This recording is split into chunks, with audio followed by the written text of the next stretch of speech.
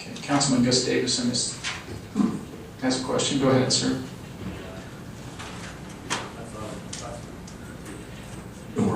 I thought of one question that you probably already answered it, and I probably missed it, but how does this change in the direction you want to go on this?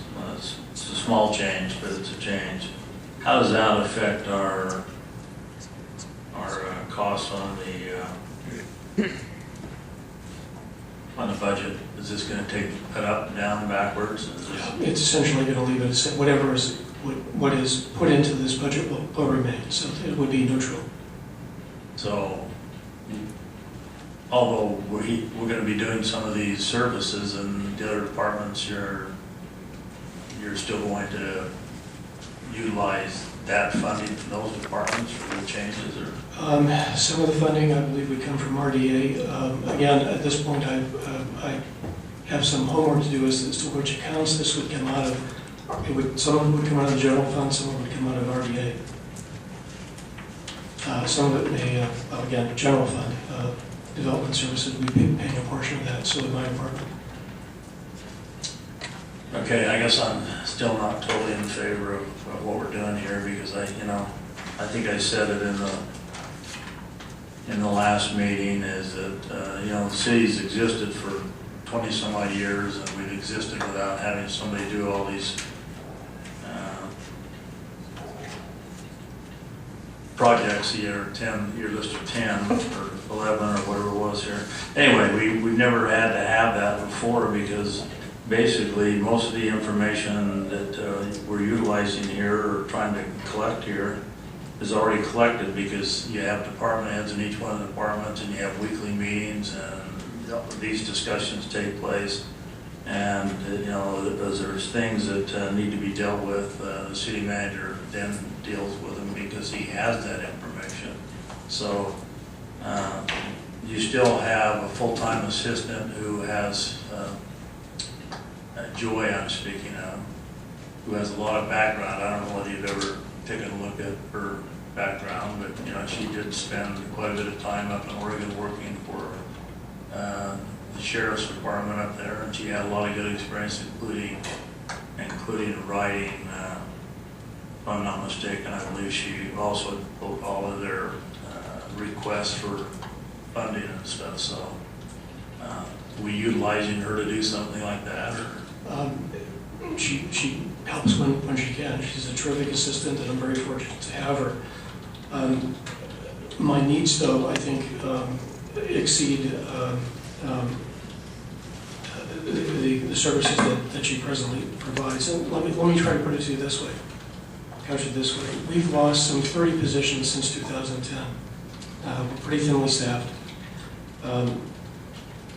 Most of these activities, if this position is not granted, would be redelegated to department heads to get a pretty full load. All of these duties have to be done, and again, I think with this type of position, this takes some of the load off of department heads. It takes a little bit of the load off of me, and again, I think it's a value to the organization. Yeah, I know that we have several departments that are really short-handed, no doubt about it. And I want to make it very clear, this has nothing to do with anything personal with the individual we're talking about here. But what I had visualized, that we're going to be hiring some people in one of these areas where we've got some real shortage, and it would seem to me that he could be utilized there without us having to spend additional money. But and we could actually maybe cut the budget a little bit, or make up some of the overages we already have. But anyway, this is my thought. I just don't know that I'll have to think whether I want to vote for this budget or not with that in there the way you got it. Councilman Rapson. I mean, I think that there's valid points on both sides.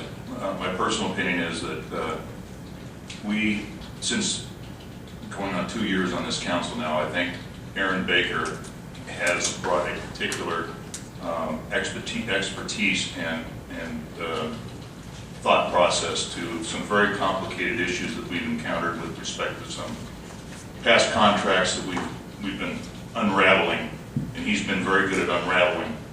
And you know, there's a saying that a mind is a terrible thing to waste, and I think it would be absolutely shameful for us to, we've cut, and we've been cutting, and we've been cutting, and we've been cutting.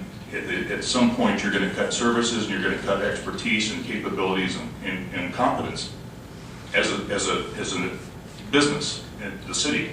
So I think with the expansion of some of the things that the duties that Mr. Baker would be performing, I think he adds a real particular expertise to some of these things. The amount of land that we have and the amount of land transactions that we hopefully can be and will be entered into, the contracts that we've had to muddle through and redo and review, and just a lot of the RDA. I mean, we've never had any issues with RDA. He's a very capable man, and I would be sorry to see that go to somebody else at this point. I think we lose a lot of history and experience, and I'm a believer in staff. If staff says they need something, unless there's a clear indicator that they don't or shouldn't, I would tend to agree. I mean, I think Mr. Barton knows his needs better than any of us sitting up here on a day-to-day basis. So I mean, I think we've cut a lot of people, and I just don't want to cut any more at this point. And I just talked to Warren Hardy, our lobbyist, and I asked him 10 minutes ago before I walked in here driving in, where are we on this population leveling thing? And he said, George, he said, I've been told by the speaker to back off because she's tired of hearing about it. She says, I'm on board, don't worry about it. President Hardy is pushing very hard. Now it's out of the lobbyist's hand. He said, right now I'd give you an 80-20 chance it's going to pass, which means $400,000 and $1 million next year. And I just think that we have to try this. We have a pretty solid budget here, and I'm for it. Councilman Lippman. I will tend to agree with George down in the end. Going this direction to start with doesn't commit us for the rest of our lives here. No, sir.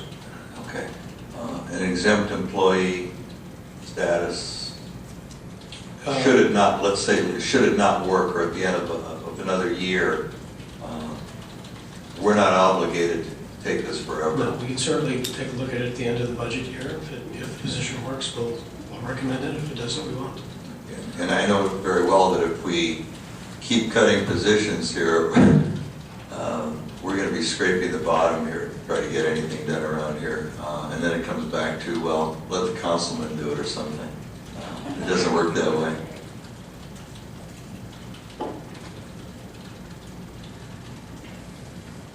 It would be tragic. I think we've learned a few lessons over the last bunch of years, at least I have, being in the community, being on the first economic development board that the city brought together.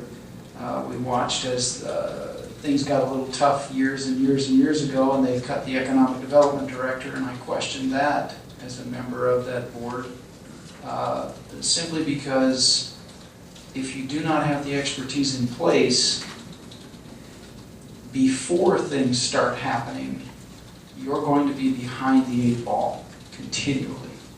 And I think some of that historically has played out for us.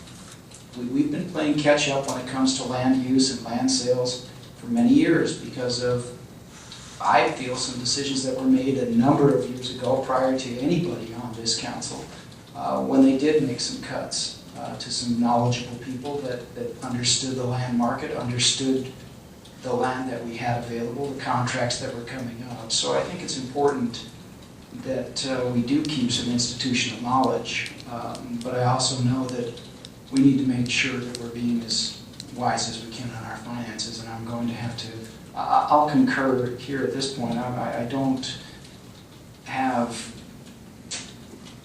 you know, I think this would work, but let's make sure we take a look at it and be careful with it. I just would hate to see us lose the land knowledge that Mr. Baker does have, and he's been in countless meetings with us to discuss contracts that we have had to unravel.